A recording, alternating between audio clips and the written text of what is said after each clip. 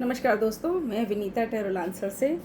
आज की जो रीडिंग है वो आपके लिए उन सब लोगों के साथ रेजोनेट करेगी जो कि किसी सिचुएशन में फंसे हुए हैं और उनको समझ में नहीं आ रहा कि मुझे क्या करना चाहिए और क्या नहीं करना चाहिए।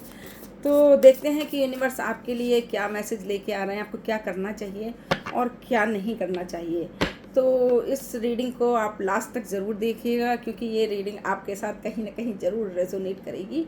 तो चलिए देखते हैं विदाउट वेस्टिंग आवर टाइम के क्या यूनिवर्स आपके लिए मैसेज लेके आए हैं। तो पहला कार्ड है जो हमें करना चाहिए, उसके लिए यूनिवर्स क्या कहता है। तो मेरे पास मैं 3 कार्ड निकालूंगी एंड देन फिर आपको एक्सप्लेन करूंगी कि आपको क्या करना चाहिए।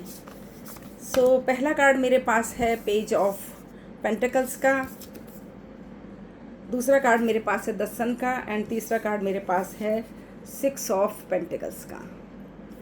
सो चलिए अब हम इसे देखते हैं कि क्या कहता है। ये कहता है कि आपको हर सिचुएशन के लिए प्रिपेयर रहना चाहिए। आपके सामने जो सिचुएशन ऑलरेडी आ गई है, इसके लिए आपको पहले ही प्रिपेयर्ड रहना चाहिए था कि ये सिचुएशन आ सकती है। लेकिन कई बार सिचुएशन हमारे सामने नहीं होती, हम सोचते भी नहीं हैं, अनएक्सपेक्टेड चीज़ें सामने आ जाती हैं। तो उसमें नंबर 2 बात, हमें कभी घबराना नहीं चाहिए।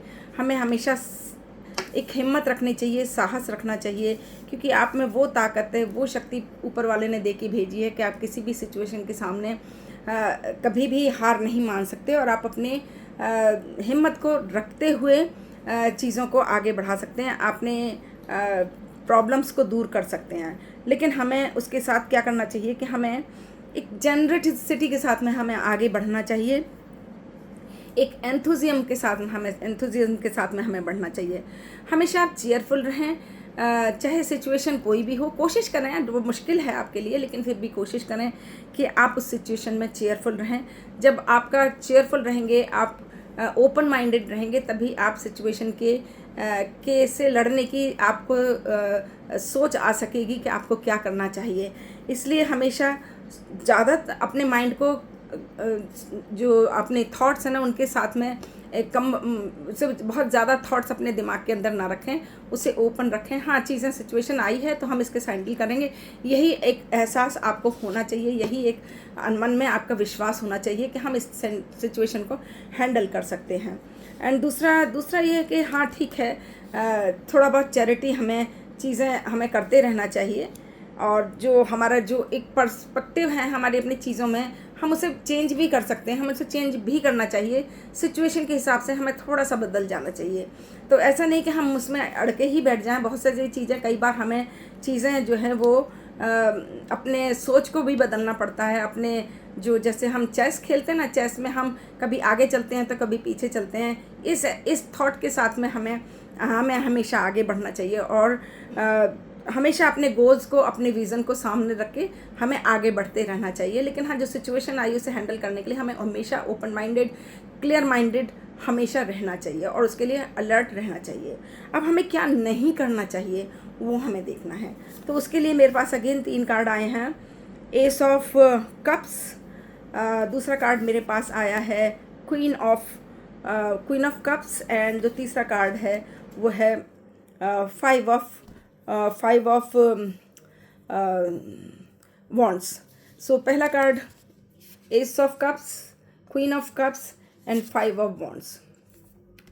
चलिए अब देखते हैं कि हमें क्या नहीं करना चाहिए उस सिचुएशन में हमें देखिए, साइकोलॉजिकली हमें उसके सामने हार नहीं माननी चाहिए। सबसे बड़ी बात कि हाँ, सिचुएशन आई है, हम इसे हैंडल कर लेंगे। इस सिचुएशन के साथ, इस माइंडसेट के साथ में हमें रहना चाहिए। उसके साथ में हमें कभी गिव अप नहीं करना चाहिए, नंबर 1 बात।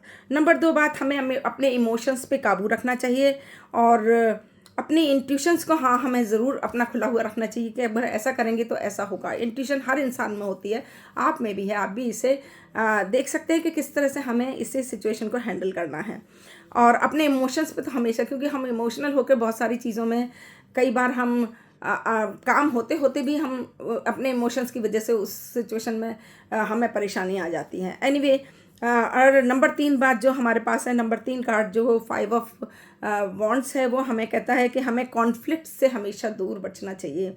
ठीक है, अपना कभी चीज़ों पे नाराज़ या गुस्सा नहीं होना चाहिए अनोइंस को हमें को हमेशा दूर रखना चाहिए। और कंपटीशन नहीं करना चाहिए उस टाइम पे जब हमारी सिचुएशन ख़राब होना, हमें दूसरों के साथ कंपटीशन नहीं करना चाहिए, उन कंपटीशन से हमें बचना चाहिए, जिससे कि हम अपने अपने काम पे फोकस रखें, अपनी प्रॉब्लम को सॉल्व करने में ज़्यादा फोकस रखें, ना कि हम दूसरों पे ध्यान दें।